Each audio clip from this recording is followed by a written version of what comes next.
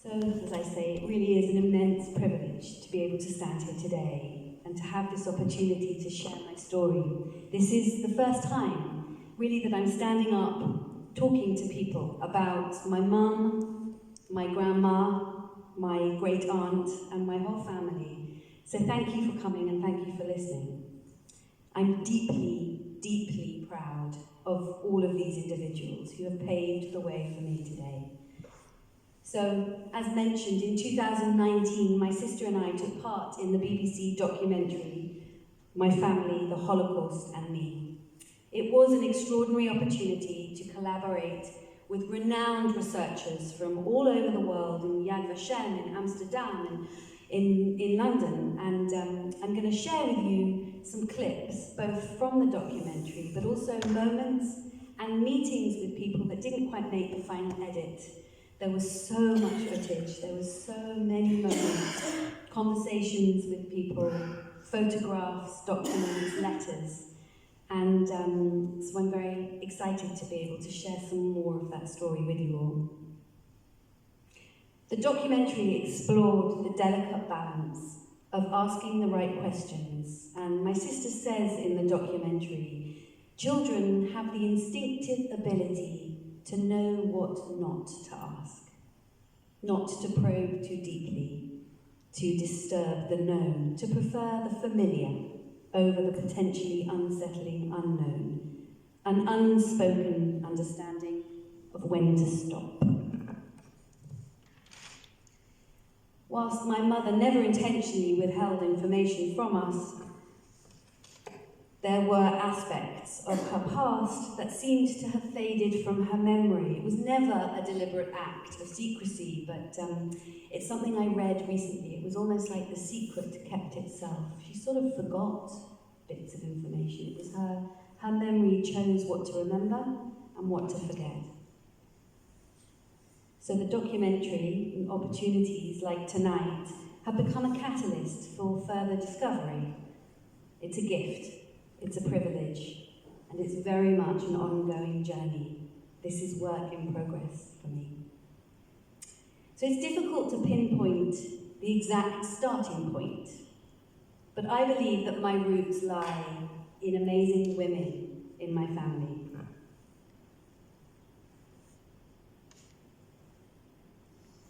Oh, it was starting so well with this. So, the amazing women in my family, they were generations of creatives, continental European women. My grandmother, Tusi, my great aunt, Els, her sister. My mother, Hannah, a violinist, and my auntie Lee, a dancer. And my sister and I, my sister Louisa Clein, the cellist, and myself, an actress, a violinist and a dancer, the lineage of artistic expression. My grandmother Tusi was an actress. And this is my mother. And this is my auntie Lee. This woman is great aunt Els. And you can see a whole combination of these people.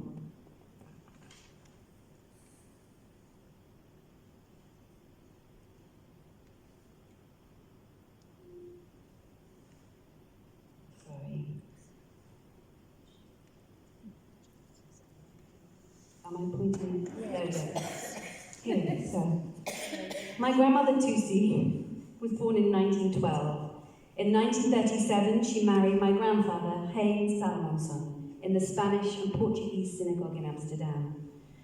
My husband and I got married in Bevis Marks, which has the candelabrum from that synagogue in Amsterdam, so there was a wonderful synergy there, which I've always loved.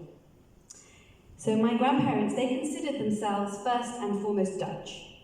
They married in a synagogue, but they were absolutely assimilated Jews in Amsterdam. Dutch Jews often believed themselves to be amongst the most lucky, the most fortunate in the whole of Europe. They embraced their dual identity as both Dutch and Jewish. However, anti-Semitism surged across Europe in the 1930s. They couldn't believe that such prejudice would happen. in intolerant Holland? Surely. According to the United States Holocaust Memorial Museum, the Jewish population in the Netherlands before World War II was approximately 140,000 Jewish people. During the Holocaust, an estimated 75 to 80% of the Dutch Jewish community were murdered.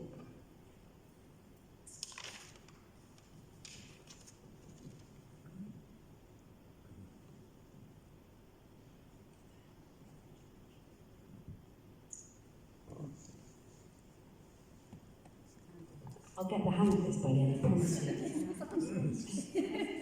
Okay, so this is a photograph of Tusi and her siblings. She was the youngest of 4 children. She's sitting on the lap of her elder sister Els, who became the dancer. Next to her is Ro, and the eldest boy was called Marcel. Now Ro and Marcel survived the war. Ro was an artist, Marcel was a potter, and Els, as I say, was the dancer, and Tusi the actress. So it was a whole family of artists. My dear father, who is a doctor, had absolutely no chance with my sister and I coming from this lineage on my mother's side, unfortunately. So you can see Tusi is the youngest of 4 sitting there before the war. This photo probably taken in about 1915, I would say. Tusi then married my grandfather, Hein, who was an architect.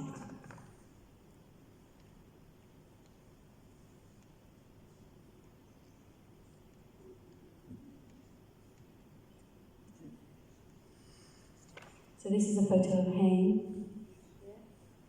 teaching. Hein studied in Paris in the 1920s with Le Corbusier, and he returned to Holland in the 1930s to practice architecture and to teach. When the Nazis invaded and when Holland became taken by the Nazis, he was forced to go and teach in the Jewish community only. So he was separated. Before he had been teaching in the main architecture university, but he had to then move and was forced only to work with other Jewish colleagues. I will talk more about him later, because he's amazing.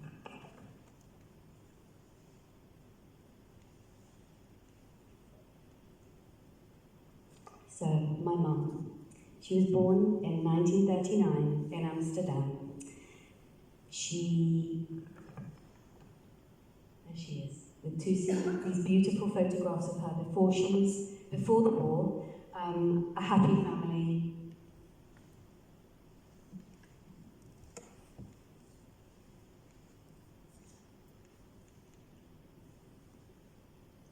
This picture especially, it is something that, well, you'll see, there's a little bit in the documentary we talk about this photograph. When Germany invaded Holland in May 1914, Tusi and Hein had a 1-year-old daughter, my mum.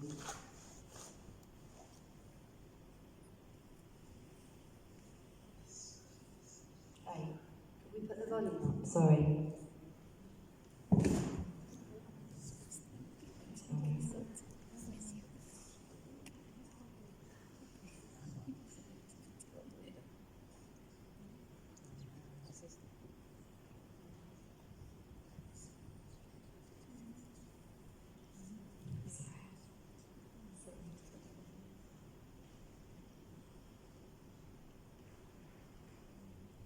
Didn't think about volume.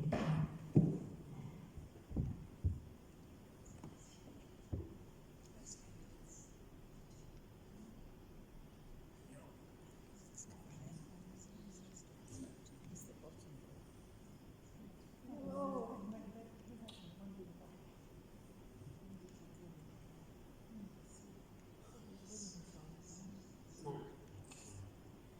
There's no volume. Okay, so I'm going to play this on my laptop. Sorry.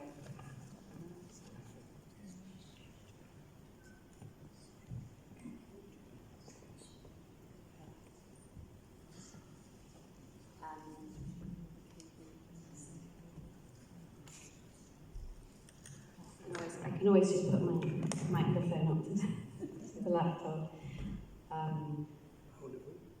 I'm not sure how can we make this work. Is that okay? Sorry. Yeah, no, this is an image. I mean, some of these photos I hardly remember, but this is very strongly etched in my memory. Mum, Plain and Tussie, they're together, all cuddled up. A happy family before the war. Not long, it wasn't worth waiting for it. Let me put this up anyway. So,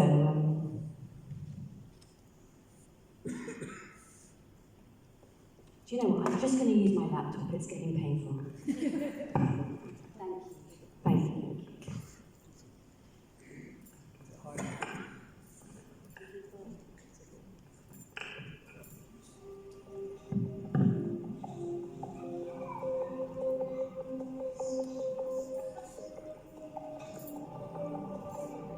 This journey, whether it be by car or by train, to take Mum to this place.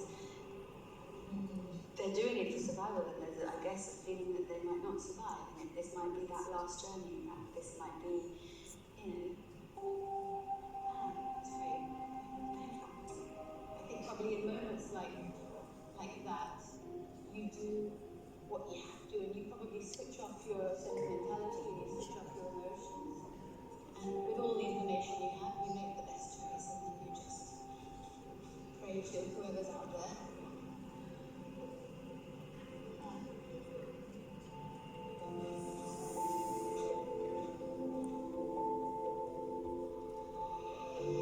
The journey to camp was quite hairy, I do remember that. Somebody took me somewhere else first, and I think it was a sort of children's home or something. But apparently I was so homesick and so I wouldn't eat.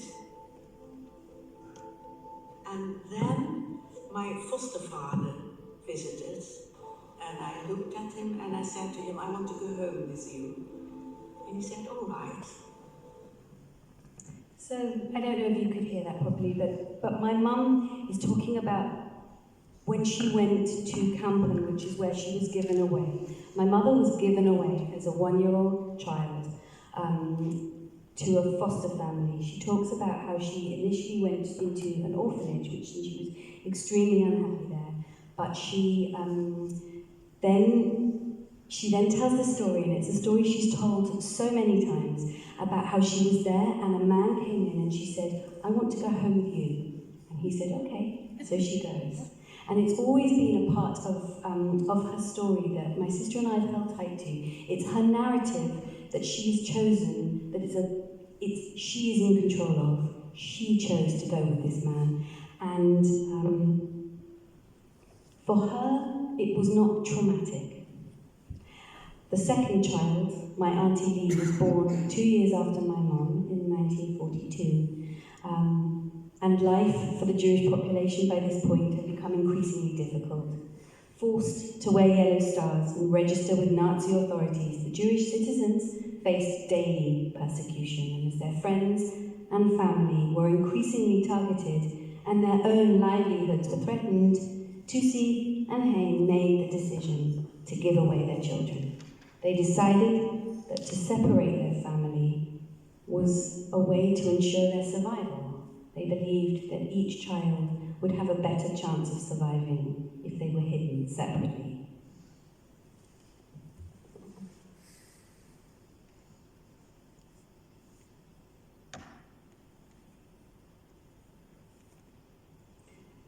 So these are the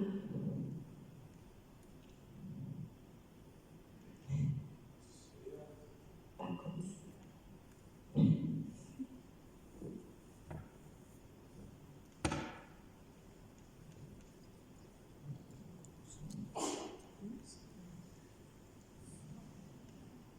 It's going well. Here we go. No?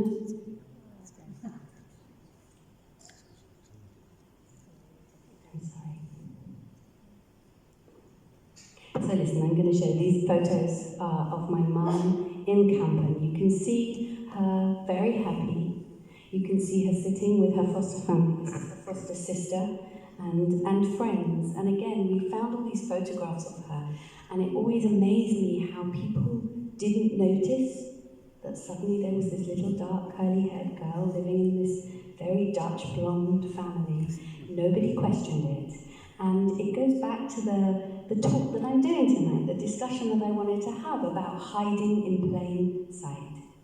That my mother, as this little girl, arrives in a very non-Jewish Northern Holland town called Kampen, and a family has taken her in. She spends about 3 years there. She was very, very happy. She joined the household, and she cherishes the memories she has. They were safe and joyful. She talks about life in the countryside, surrounded by animals, and nurtured by a deeply, deeply loving family. She talks about her family there as simple, in the most pure sense of that word, not in a derogatory way, as just living her life in the countryside with a family. It brought her a sense of peace and calm. It shows her that there was kindness and courage shown by the ordinary Dutch people. And there was a resilience that she created, and an unexpected security in the face of this unimaginable horror.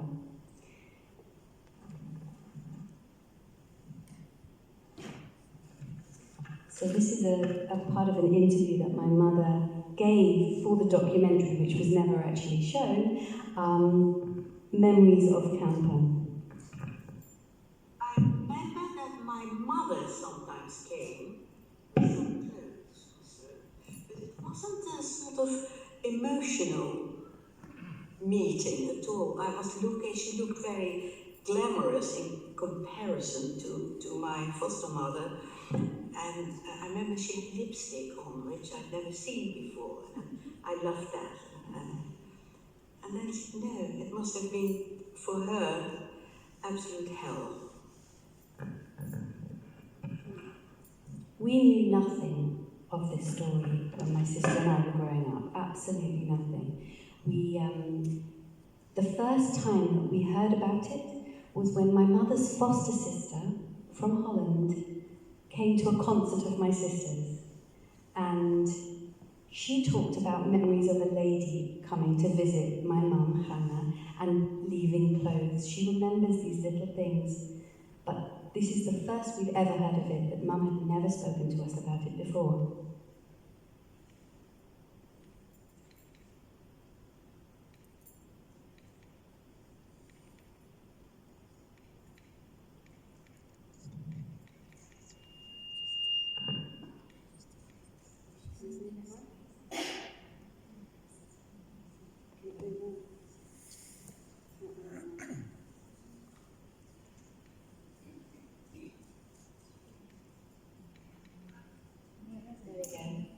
Okay, so now I want to tell you a little bit about my grandfather Hein. These are 2 images of pieces of his work. A house that he designed, and a room of furniture. So, Tussie remained in Holland, whilst my mum was in Kampen, and my grandfather Hein went into hiding, constantly moving from one location to another. As an architect, you can see his aesthetic was all about light and space and openness, glass. He was very much influenced by the Art Deco and Bauhaus movements in the 1920s, emphasizing that functionality. So later, when I saw photographs of the cramped hiding places where he was forced to live, I was profoundly struck by that stark contrast, the lack of light, the oppressive feeling of confinement. It was a far cry from these open, airy spaces that had inspired his architectural vision. We went to one of the rooms that he was hidden in, right at the very, very top of a building in Amsterdam. I don't know if you know what the city is like. The buildings, they're tall and thin and they're all on canals. And when you're at the top of a building, there's no way out other than down the stairs. And we really felt that sense of imprisonment, I think is the best word. And Again, I think about this idea of hiding in plain sight. In one part of the country, my mother is hiding in plain sight. In another family, in the city, my grandfather is hiding, absolutely hiding. Here's the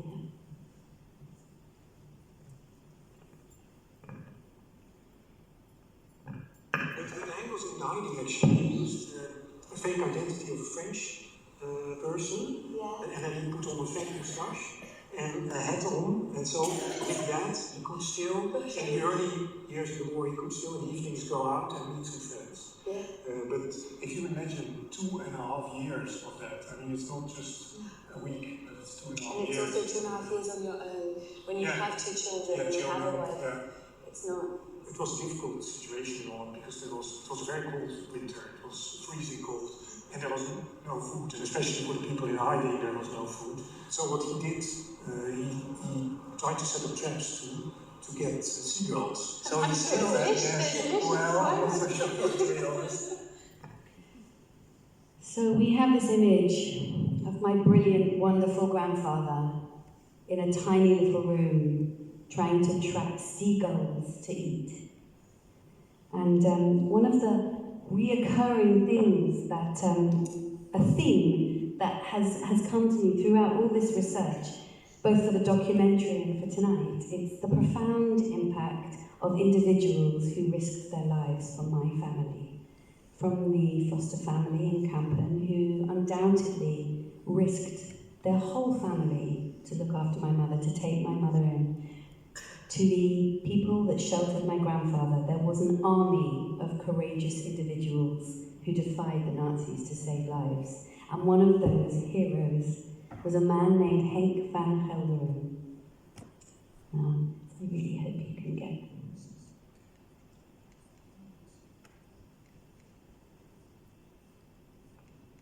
I'm going to skip this one a minute. So this is Henk. Oh no, he's gone again. When I said I wasn't technical, I wasn't lying. Okay, here's Henk. I'm going to play this.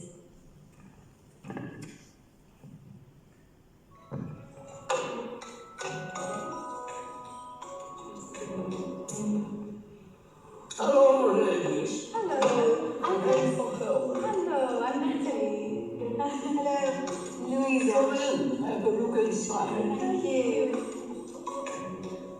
Well, take your time, Rachel. Sit down here. And look around wherever you want. Wonderful. Look at this. Yeah. It's fantastic. It's beautiful. I'm going to sit next to you, alright? Come in the middle and. Oh, God.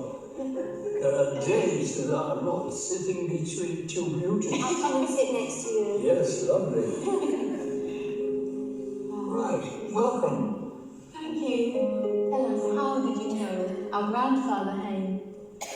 I had an uncle, and my uncle knew him.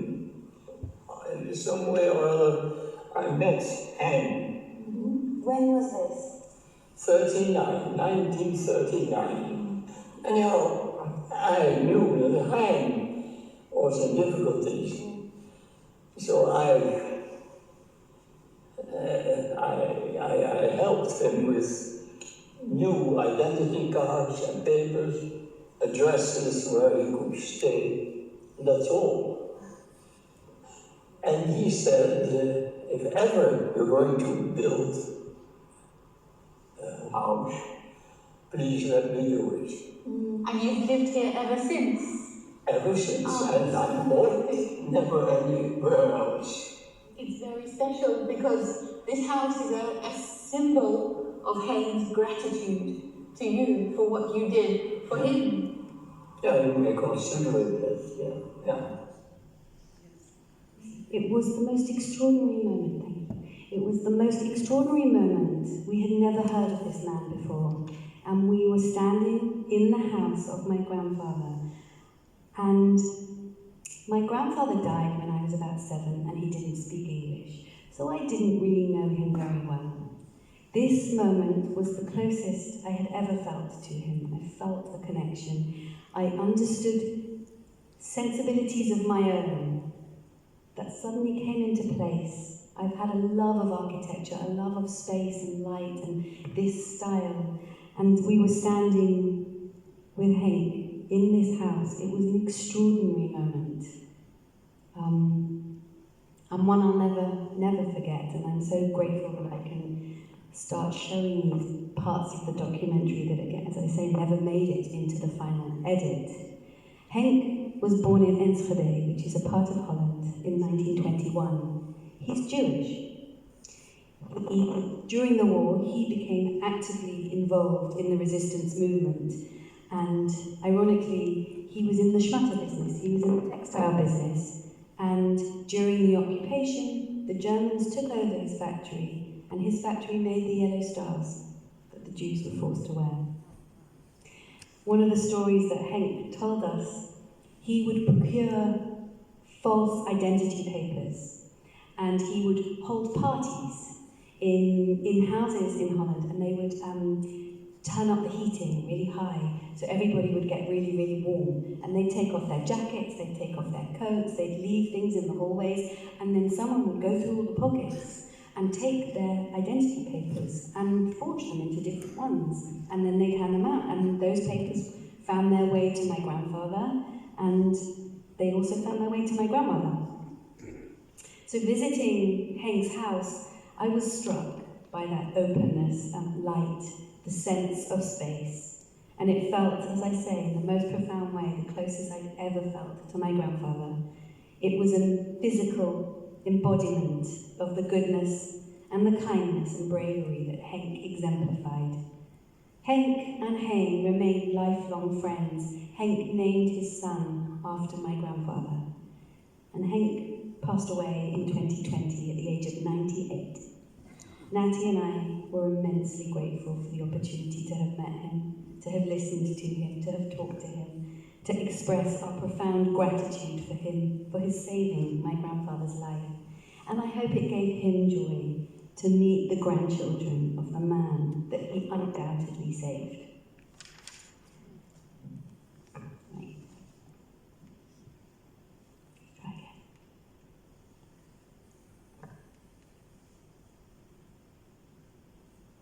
So this is a photograph I've seen quite a lot.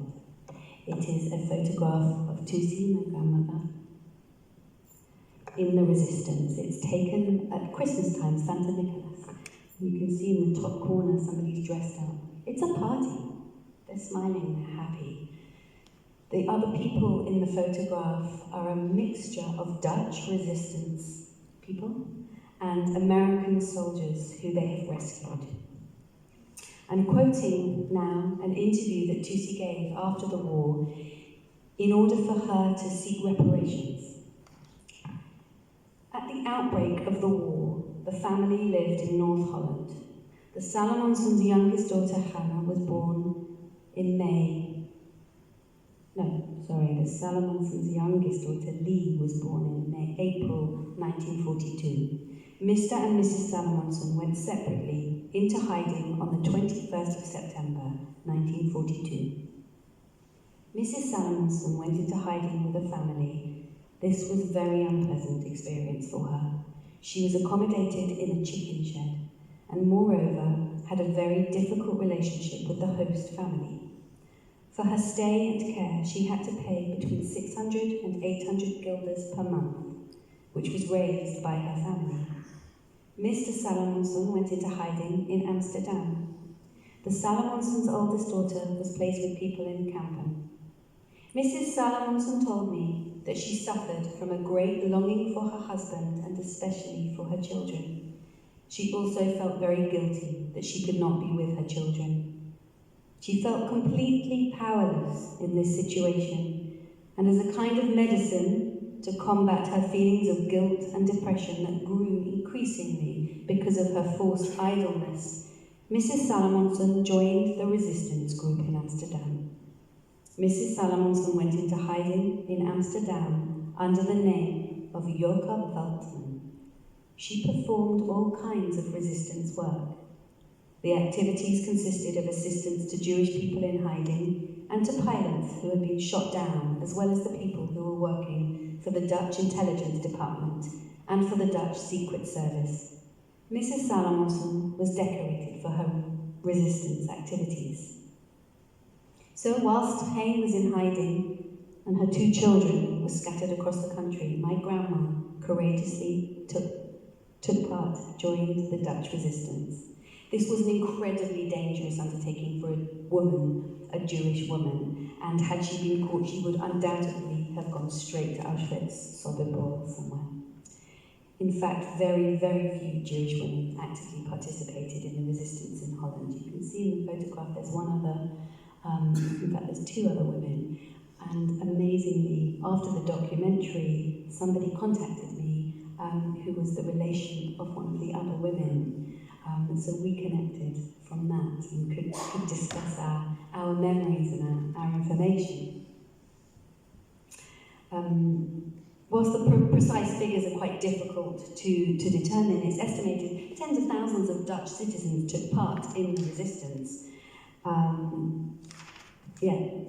The most widespread acts of the resistance involved hiding Jewish people in homes and attics, other locations, and providing aid to the Allied forces who'd been shot down.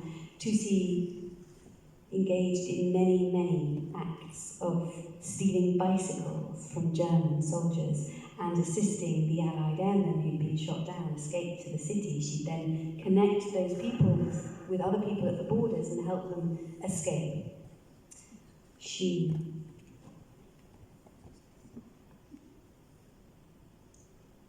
I love this picture because there's a sense of real happiness, that again there's a sense of community, but also this photo is taken in a building in Amsterdam on a street called Michelangelostraat, and we know that my grandfather Hein was hidden in the same building.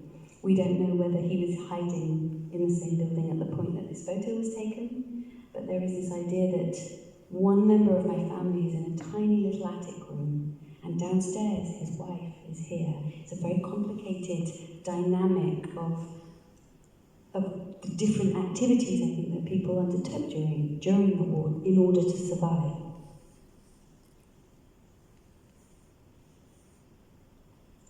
So this is a copy of her fake identification. They were all, her fake identification, the idea of embracing difference. It's something that came back to me when I started looking at all her fake IDs, that she was hiding. She was this actress who was playing the part. She assumed a new identity, Joka Veltman. Now, throughout my childhood, when we used to go and visit Tutsi in Amsterdam, always in her kitchen, she had this framed certificate. It was signed personally by President Eisenhower, commemorating her bravery and her services during the war. This was it. It sat in her kitchen. My mum always told us that Tutsi had received this certificate in recognition for her wartime services. However, there was always this unspoken sense of secrecy. Since we never asked too much about it, it was always just there. It was always, it's for what Tutsi did in the war, and that was it. Again, it's that hiding in plain sight. I wish that she was still here and that I could ask her more questions now. I wish that I could learn more about her.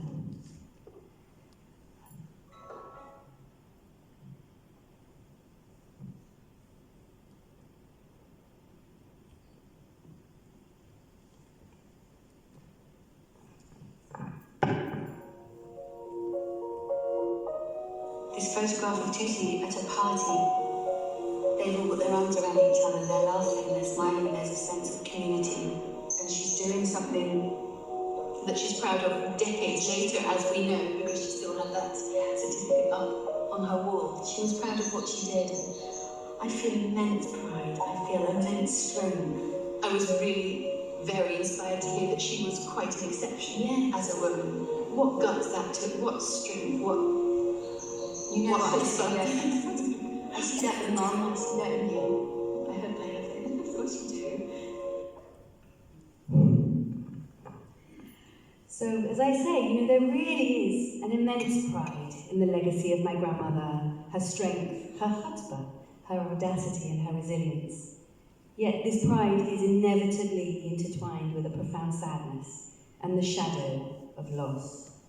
And there is the knowledge that Tusi had a sister, Else, who died. Now we hear of all the moments that Tusi was able to help other people, of moments where Hank could keep my grandfather safe, and indeed all the people that helped my mother in the foster family. But these were the successful stories.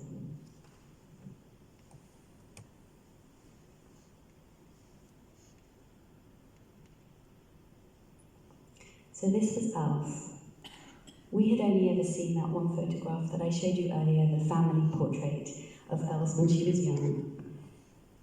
So these photographs were shown to us for the first time a few years ago of Elsa aged in her 30s. Elsa was a talented contemporary dancer and teacher, and she was 8 years older than Tusi. You can see here some photographs that we found of her dancing, expressive, beautiful, young, teaching. Elsa never married, and she never had children. At the age of 39, she was rounded up by the Nazis and deported to Westerbork, a transit camp in the Netherlands. Westerbork,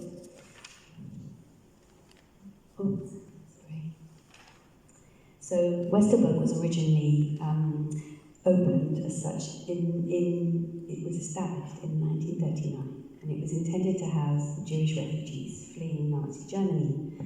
By July 1942, the Germans took control of Westerbork and transformed it into a transit camp for Jews awaiting deportation to concentration camps and extermination camps in Eastern Europe, primarily Auschwitz-Birkenau. It is where Anne Frank was taken initially, before she was moved to Auschwitz. This is just a map of Westerbork as a transit camp. We were taken there, and there's nothing really left. It's just mounds, but there is a sense. It was the first concentration camp that I'd ever visited, and there was a real feeling of energy, of evil energy in the air. I can't describe it in any other way. Initially, it was better than the other concentration camps, if you can put it that way. It was a place where prisoners could still receive letters, they could still receive aid packages from family members, and there was often possibilities of moving away from Westerbork into other places. And there was a point, in fact, I'm going to let so the conditions in Westerbork were initially better, but then it became extremely overcrowded. There was lack of food and constant fear of deportation. So Else was a successful and very well-known dancer in Holland, and from what we learned, she was also a very beautiful, well-loved woman. Before she was taken away, she was in a relationship with a colleague of hers, a dancer, whose name was Hans Toby.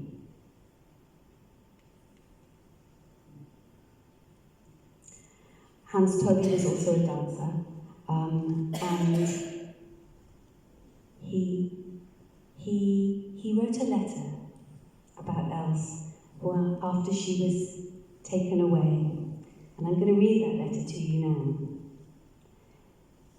Dear Egbert, you have not heard from me for a long time. This is not because I have forgotten you, but because I was not really in the mood for writing. I push and I shove from morning to night and literally achieve nothing. I'm slowly beginning to feel like a person drowning, swimming like a maniac, floundering with my arms and legs, yet unable to feel firm ground underneath my feet, let alone reach the shore. The Hague just says wait and wait again. Eindhoven has not said anything at all. Then I wrote that the matter has now become urgent and that I want to come on Wednesday or Friday. The result was a telegram to say that the gentleman in question was away and that I would get a message next week about when I can come. In my desperation, I started on a third possibility. I rang up my former theatre correspondent. I must act in Germany, and preferably then in the eastern parts. He pretended to be very enthusiastic. Today, I sent him some more information in writing, and now again it is a question of waiting, and that is the constant refrain. Wait. Just wait. Meanwhile, anyway, you will understand that I do not feel so cheerful. My resilience is also not infinite. So, what had happened to Els? In April 1942, the Nazis introduced the measure for the Dutch Jews that they would have to start wearing a badge on their clothes, the 6-pointed yellow star. The badge made it possible to identify people in the streets. Jewish Council was ordered to distribute the badges. Children from the age of 6 had to wear them. Some Jews wore them with pride, some felt humiliated, and some others refused to wear them. My great aunt Els refused to wear one. Now, Els had always been told, never open the door at night. As I've always said, I never really knew anything about Tussi's sister, just one sentence. Tussi had a sister who died in the war. But as more details came out, we discovered she was quite a stubborn woman. She was quite a strong woman. She was creative, expressive, brave, fearless. And Els opened the door.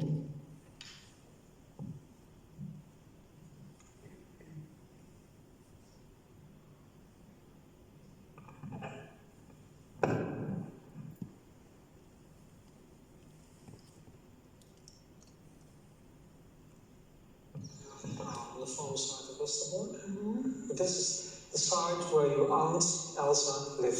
Right. But she was a so-called punished inmate. What does that mean? That means that she was punished, and we don't know exactly the reason, but maybe she was not wearing a star. We heard that. She didn't want to wear a star. That is a reason Yeah. that you come into Westerbork as a punishment inmate. But the danger of being punished is that you have to go away with the next transport. And the destination was unknown. They had no idea what was happening after Westerbork, so they tried everything to stay in Westerbork as long as possible. By 1943, trains to the east left Westerbork on a weekly basis, meaning a punished prisoner like Els had only a matter of days to try and avoid that fate. And what you see here is Westerbork, 23 of March 1943. And what's important, you see here the S, the Dutch word for straf. Straf is punished. And she got this, and she had to wear it on the left arm.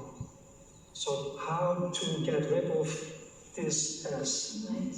One of the options was that you had to pay. You had to pay money to pay off your so-called S. The second option, you see it here, it's called Barneveld. It was a list of people who were of social significance before the war.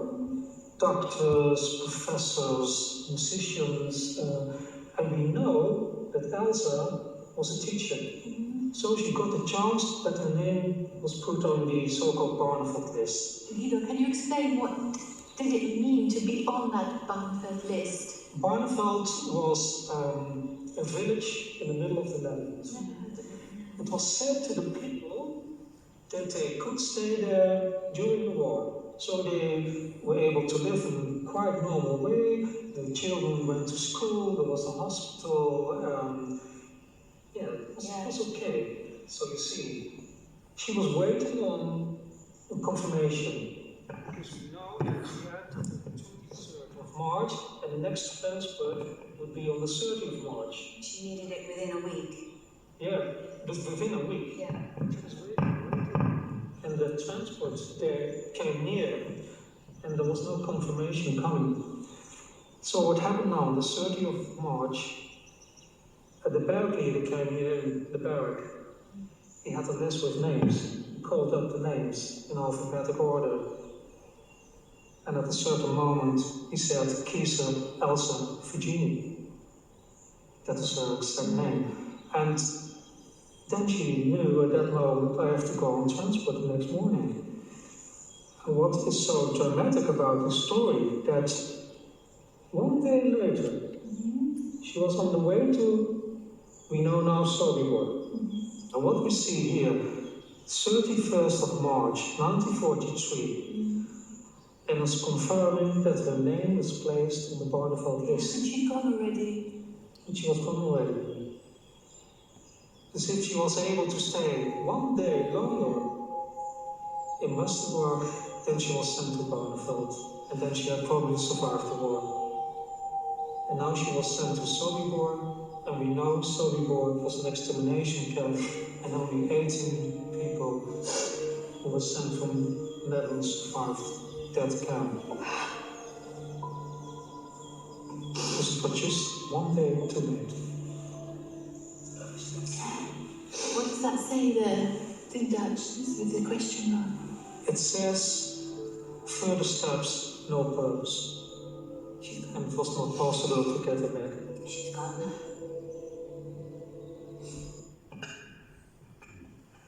Further steps, no purpose.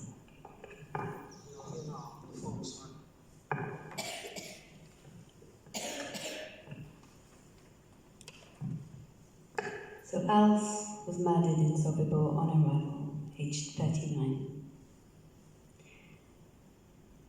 There was something about getting to understand a bit more about Els throughout this experience. We'd only ever known that one sentence, she had died during the war, and through the process of the documentary, we had fallen in love with her. We had learned about her life, and so this was an extraordinarily painful moment to lose her after that. Whilst the idea of embracing difference is generally a positive, in Elsa's case, her refusal to conform to the Nazis' demands, her insistence on maintaining her own identity, ultimately led to her tragic fate. I suppose you can also think of it as that she did embrace her difference and she refused not to conform. But by learning about Els, we've given her that life beyond the single devastating sentence that we initially knew. We discovered her as a dancer, a performer, a woman with passions, a vibrant life. And as a conclusion, in 2022, we were able to lay a stolperstein for her, a place where we could remember her.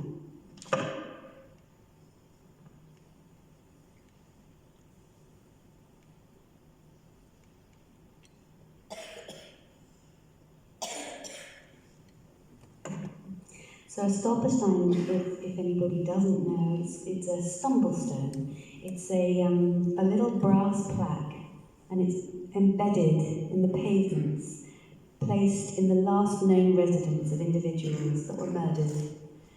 It's created by a German artist, and it is the idea that you are literally supposed to stumble over them, so you notice them, you see them, and I promise you that when you walk around major European cities now and look down outside buildings, you'll notice them, and they all have on them hervond, this is in Dutch, here was, here lived, and the name, and then when they were born, and when they were murdered, and where they were murdered. And it is a beautiful, artistic enterprise to remember these people, to give them a grave, to give them a place of memory. So, you know, I talk about the roots being with all these wonderful women, and my grandfather, but all these women in my life. And I think, you know, how did that affect my life growing up?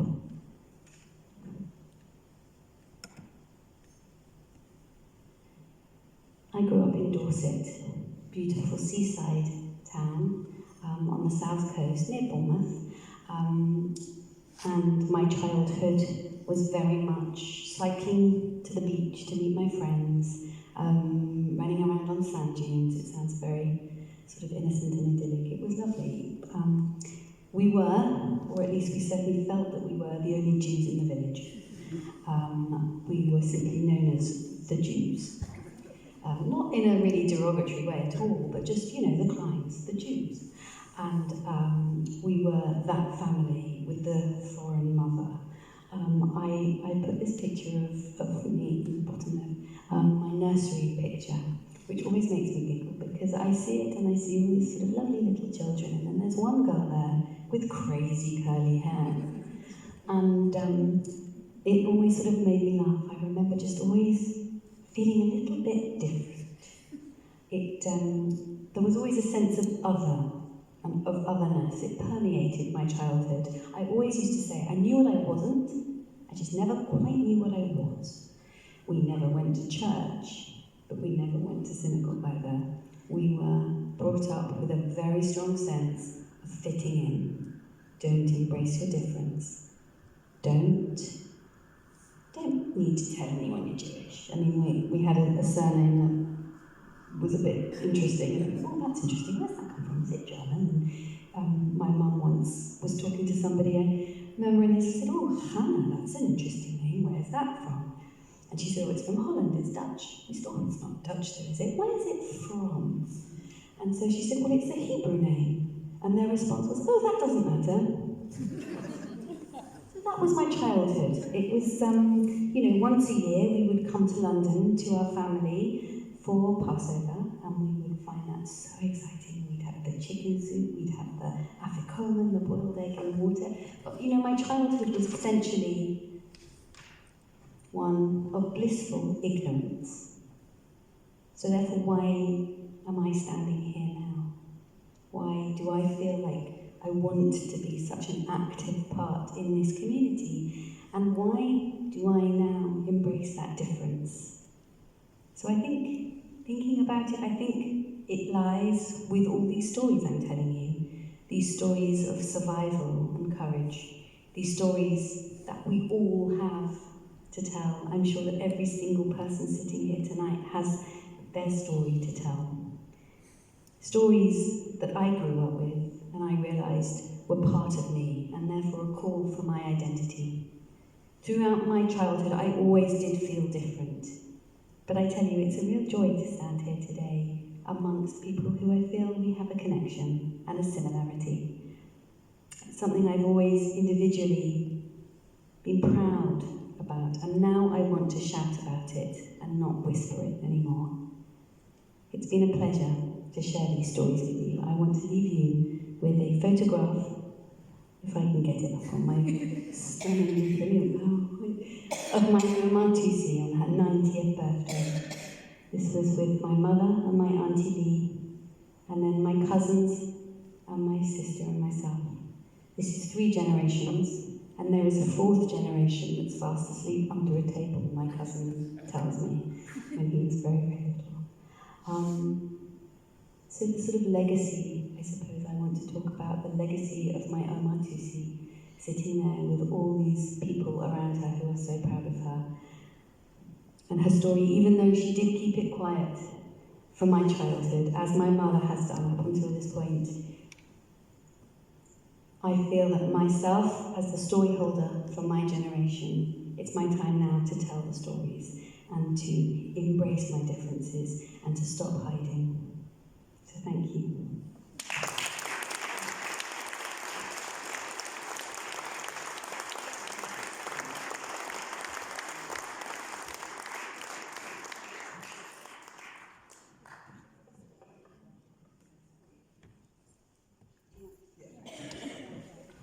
Thank you so much, Louisa, for an absolutely beautiful and fascinating presentation. Do we have any questions? I have a mic. We have a roving mic. To ask questions.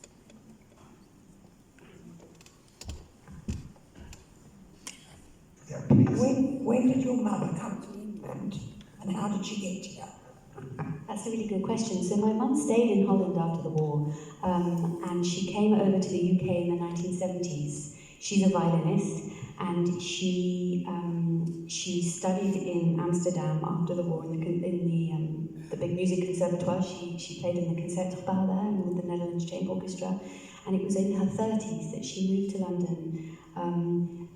Again, we talk about silence, we talk about questions we never ask, and my sister and I have sort of tried to ask her the question as to why she came to London, why she left Holland, but we've never quite got the answer. But she came, she was playing in order to get her green card, she had to teach, and she had to work, so she was playing in the pit orchestra for Jesus Christ Superstar, which is ironic in itself.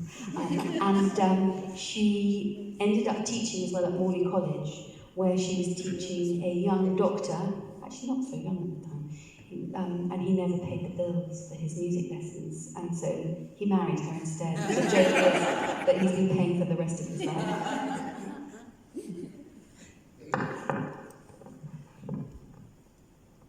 Any more questions? Thank you. I just wanted to know what happened when your mum went back to her family, and does she talk about whether that was difficult or after being with the foster family? Yeah, so she does talk about it. She, she came back to her real family when she was about 6 years old. So her memories are vague. She really doesn't have memories of before the war. So her first memories are with her foster family, and then she has memories of coming back. She has a memory of travelling home back to Amsterdam from Kampen on a boat and being terribly seasick. And she has memories after the war of her grandparents who also survived but suffered terribly. And she says that she has memories of them bursting into tears at times. She also talks about people that used to come to the house, whether it be American soldiers. People were always coming in and out of the house. Oh, this is a person who... And she remembers stories of oh, this is somebody who survived a concentration camp. This is somebody who lost everybody. This is somebody who was saved by the Red Cross who sneaked away. So she has these little snippets of memories of after the war, of different people. The family tried to piece themselves together. It's something I've always found fascinating. We often talk about family members who were lost during the Holocaust, but it really struck me how many friends, if I think about my own personal social life of all our wonderful friends that we have, I'm sure that Tusi and Hain lost an enormous amount of friends, and I think that I always consider myself as sort of second generation. But I suppose I'm also third generation, and my mother is second generation, because my mother was brought up by two people who really suffered. As I said, my mother's memories of during the war were relatively happy. They were peaceful, they were calm, they were safe. There is inevitably trauma, and there is inevitably things that she has brought throughout her life. One of the things I always think about is that my mother had to say goodbye to a family twice. Both her real family, her real parents initially, and then her foster family. So there is this sense, I see it now in her, and I'm sure I saw it as growing up, of holding your family tight, because it's an insecure thing, it's not a given. You know, there's a parallel with the story of Moses, who's real life.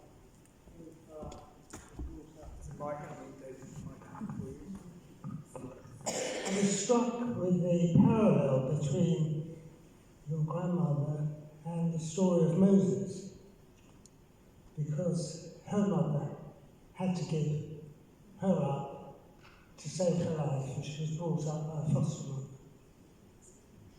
I'm going to pass that question on to the right.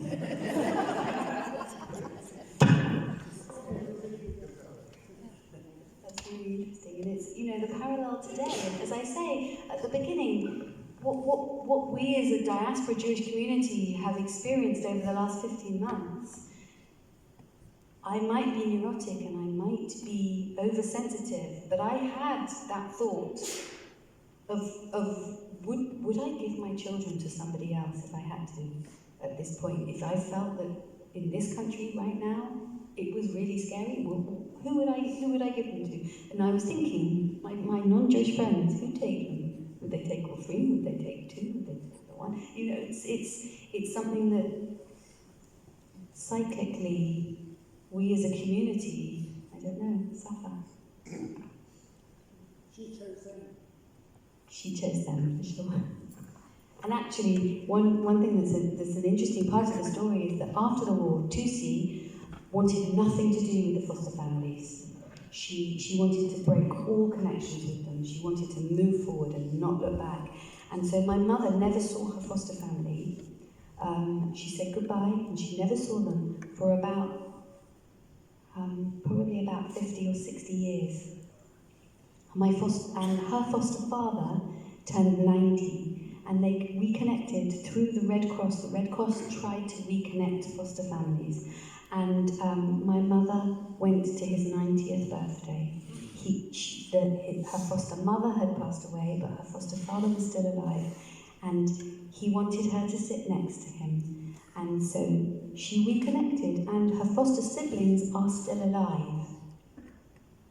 But that's a whole other story, because that's complicated.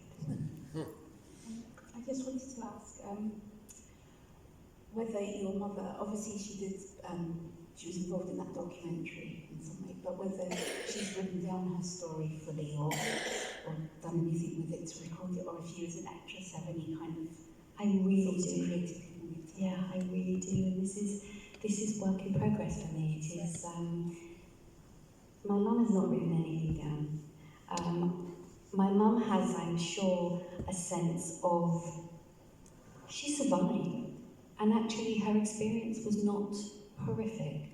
Her parents survived, and her sister survived. She's like, it's okay, I'm okay, you know, so she doesn't, she talks about it, and she'll answer any question. She keeps nothing, she doesn't hide anything, but she won't offer, and she doesn't talk about it, and she now doesn't remember. She's 80, how old is she? She's 85. And I'm working on this podcast at the moment, and one of the guests that we spoke to, she said that in every generation there is a story holder, whether you choose to be or not.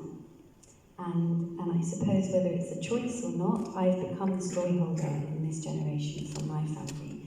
And I'm still working out how to tell her story, not through PowerPoint. I think I've worked out that. But so you know, there is many more parts of this story. I will tell you one, which is my grandfather Hay. His mother was an amazing woman called Isabel, who was painted by Dali.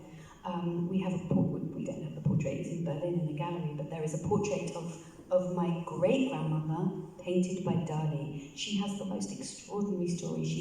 She went to America when my mum was born. Hannah Salamonson was my mother's name. A telegram arrived to my grandfather, my mother's dad, from his mother, Isabel, saying, "Why cripple your child with 2 Jewish names?" So there's a whole story there. I'll have to write it so I can play a part in it, whether I write the film or the play. I'm working on that. Can I ask about embracing difference? Because I think right at the beginning, you kind of alluded to the times we live in now, and that we're kind of hiding because there's a bit of fear. So is embracing difference an easy thing to do? Because when you had your idyllic childhood, you were aware of the difference, but I think you're interpreting embracing difference now as taking hold of your identity. That's so interesting. When I first talked about the idea of embracing difference, the word embracing seems positive, right? It seems like we must embrace difference. And I think we're always taught to be different. I know I'm telling my children constantly, don't blend in, don't feel you have to conform, be different, that's okay. And I still believe that, absolutely, fundamentally. But I look at the stories from my family where being different, I look at stories of every single face in this room. We were all probably had moments where being different was dangerous. And and still is today. And so it's a complicated, it's complex, and it's open to many different interpretations, isn't it? It's not only a positive thing, it's not only a negative thing. As I say, I grew up always knowing what I wasn't, I just didn't know what I was. I was always different. But then I moved to London and I was different because I wasn't a Northwest London Jewish girl. I was this sort of rare breed of Jewish girl that came from a funny little town by the sea, and you know, I liked the outdoors and I didn't understand all the Jewish traditions. I still feel guilty in a synagogue because I don't quite know what to do. We never went to synagogue growing up. I knew nothing about my Jewish heritage, my Jewish education.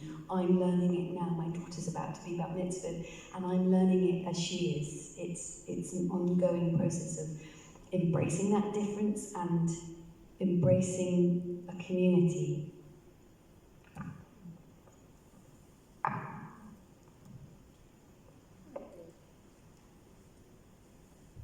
No other questions? So I'm going to hand over to Sandra. I want to very briefly thank you, Louisa, for a fantastic evening. There are lots of similarities, inevitably. Simple things like hiding, like strong women, but probably the thing that I found we have most in common, not anymore, but when I was younger, and my daughter and nieces share the same, is really difficult hair. Thank you so, so much. It's been an absolute pleasure meeting you and sharing this with you. And